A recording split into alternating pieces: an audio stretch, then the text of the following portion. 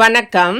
வாங்க சமைக்கலாம். இன்னைக்கு என்ன நம்ம சமைக்க போகிறோம் அப்படின்னா, ரொம்ப சத்து நிறைந்த சிறுதானிய உணவாகிய பொங்கல். இது சாம அரிசியில் செஞ்சது. ரொம்ப சாஃப்டாக மெத்துன்னு இருக்கும். குழந்தைகள் முதல் பெரியவர்கள் வரை சத்தான உணவாக இது சாப்பிட்லாம். காலை நேரத்தில் சாப்பிட்லாம், இரவுலேயும் டிஃபனாக இதை எடுத்துக்கலாம். ரொம்ப நல்லாயிருக்கும். டேஸ்ட்டு அவ்வளோ சூப்பராக இருக்கும். நீங்கள் பச்சரிசியில் செய்கிறதுக்கும் இதுக்கும் நிறைய வித்தியாசம் இருக்கும். செஞ்சு பாருங்கள், கண்டிப்பாக நீங்கள் விடவே மாட்டீங்க. அவ்வளோ சாஃப்டாக இருக்கும். இது எப்படி செய்யணும் அப்படின்னு பார்ப்போம். அதற்கு முன்னாடி நம்ம சேனலை சப்ஸ்கிரைப் பண்ணிவிட்டு பக்கத்தில் இருக்க பெல் பட்டன் அழுத்தி வச்சுக்கோங்க. நான் தினந்தோறும் ஒரு பதிவு போடுவேன், அது உங்களுக்கு பயனுள்ளதாக இருக்கும்.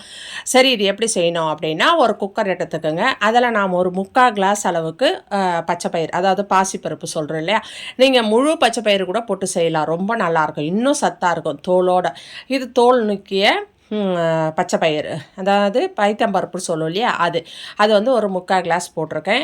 இது 1 கிளாஸ், அதாவது நல்லா பாருங்கள், ரவையை விட நல்லா பெருசு பெருசாக இருக்கும். நல்லா சுத்தமாக பார்த்திங்கன்னா நல்லா அழகாக குண்டு குண்டாக தெரியும். அது மாதிரி இருக்கும். நீங்கள் பாருங்கள், சாமை, அதுக்கப்புறம் சிறுதானியத்திலேயே இன்னும் நிறைய இருக்குது இல்லைங்களா, குதிரைவாளி, சாமை, வரகு, அது மாதிரி ஒரு நாளைக்கு ஒன்று அந்த மாதிரி நீங்கள் செய்யுங்க. ரொம்ப நல்லாயிருக்கும். இது சாமையில் செஞ்சது. அது 1 கிளாஸ் எடுத்து போட்டு ரெண்டுத்தையும் நல்லா சுத்தமாக கழுவி எடுத்துட்டேன். கழுவி எடுத்துட்டு அதுக்கு நான் இப்போது நம்ம 1.5 கிளாஸ் போட்டிருக்கோம் இல்லையா, அந்த 1.5 கிளாஸுக்கு நம்ம 3 கிளாஸு 1 கிளாஸ் எக்ஸ்ட்ரா விடணும். ஏன்னா அது பொங்கல், அதனால் நம்மளுக்கு மெத்துன்னு தளன்னு இருக்கணும். அதனால் 4 கிளாஸ் 1 கிளாஸ் எக்ஸ்ட்ரா ஊற்றிருக்கேன். ஊற்றி தண்ணி ஊற்றிட்டு அது ஒரு 1/2 ஸ்பூன் அளவுக்கு பெருங்காயத்தூள், ஒரு 1/4 ஸ்பூன் அளவுக்கு சீரகம், ஒரு 1/4 ஸ்பூன் மிளகு, ஏன்னா நம்ம தாளிக்கும் போதும் போடுவோம், அதனால் கொஞ்சமாக போட்டுக்கோங்க. ஒரு 1/2 ஸ்பூன் அளவுக்கு தேவையான அளவு உப்பு போட்டு நல்லா குக்கரில் ஒரு 3 விசில் விட்டு இறக்கிக்கோங்க. நல்லா குழஞ்சி வந்துடும் பார்க்கும் போதே.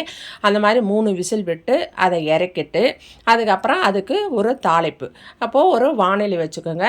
வாணலி வச்சுட்டு அதில் நல்லா ஒரு 2 ஸ்பூன் நெய், 2 ஸ்பூன் எண்ணெய் விட்டுக்கோங்க. நெய்யே 4 ஸ்பூன் விடுறதா இருந்தாலும் விடுங்க. குழந்தைங்களாம் சாப்பிட போகிறாங்க அப்படின்னு சொன்னால் ரொம்ப நல்லாயிருக்கும். ஆனால் பெரியவங்களாம் சாப்பிட்றாங்க அப்படின்னா நெய் வேணான்னா இது பாதி அது பாதி சேர்த்துக்கோங்க. அந்த மாதிரி நெய் 2 ஸ்பூன், எண்ணெய் 2 ஸ்பூன் போட்டுக்கோங்க. போட்டுட்டு ஒரு 1/2 ஸ்பூன் மிளகு, 1/2 ஸ்பூன் சீரகம் போட்டுக்கோங்க. நல்லா ஒரு 10 பல் முந்திரி போட்டுக்கோங்க. அது முந்திரி உங்கள் அளவுக்கு ஏற்ற மாதிரி நிறைய கூட சேர்க்கலாம். போட்டுட்டு அதுக்கப்புறம் ஒரு 1/2 ஸ்பூன் பெருங்காயத்தூள் போட்டுக்கோங்க. பெருங்காயத்தூள் போட்டுட்டு அதுக்கப்புறம் இஞ்சி நல்லா தோல் சீவிட்டு சின்ன சின்ன பீஸாக கட் பண்ணி அதையும் போட்டுக்கோங்க. ஒரு ஸ்பூன் அளவுக்கு பச்சை கருவேப்பிலை கொஞ்சம் போட்டு அதுக்கப்புறம் பெருங்காயத்தூளும் போட்டு நல்லா அது வதங்கட்டும். வதங்கின பிறகு குக்கர்லேருந்து இந்த பொங்கலையும், அதாவது நம்ம வேக வச்சுருந்தோம் இல்லையா, அதையும் நல்லா கொட்டி அப்படியே ஒரு 2 கலர் கிளறி கொடுங்க. கிளறி கொடுத்துட்டு சுட சுட அப்படியே சாஃப்டாக மெத்துன்னு இருக்கும். இது சுட சுட இதுக்கு ஒரு தேங்காய் சட்னி இல்லைன்னா கார சட்னி அந்த மாதிரி ஏதாவது வைங்க. இல்லைன்னா கத்திரிக்காய் கொஸ்துன்னு சொல்லுவோம் இல்லையா, அந்த மாதிரி அதுவும் வைக்கலாம். அந்த மாதிரி நீங்கள் சைட் டிஷ்ஷாக வச்சு இது சாப்பிடும்போது ரொம்ப சூப்பராக இருக்கும், சுவையாக இருக்கும், சத்தானது சிறுதானிய உணவு.